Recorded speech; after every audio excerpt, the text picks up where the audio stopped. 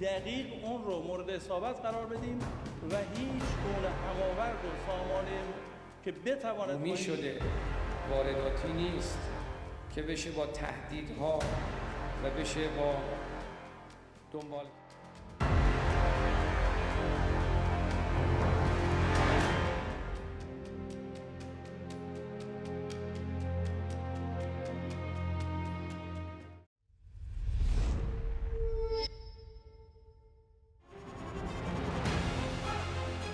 Email exchanges from inside the BBC, they talk about the risk of violating Indian laws.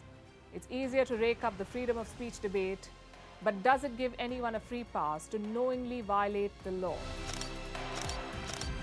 America supports India because it needs India's support in return.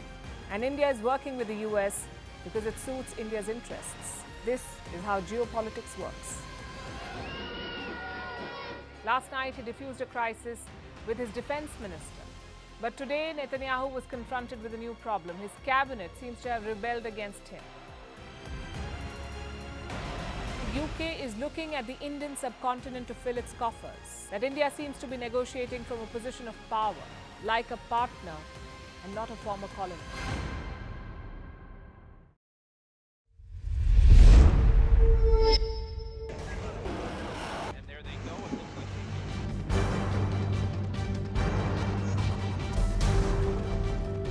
The US and Russia are dangerously close to an armed conflict.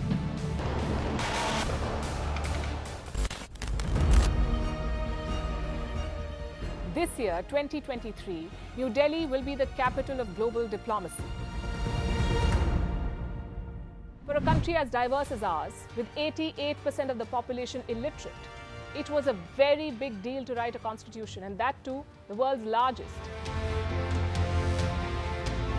Meanwhile, if we may, here's a Republic Day gift from India for the BBC.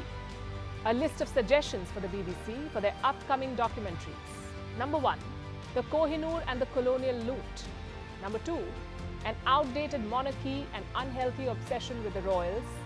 Number 3, racism in 2023. We're waiting.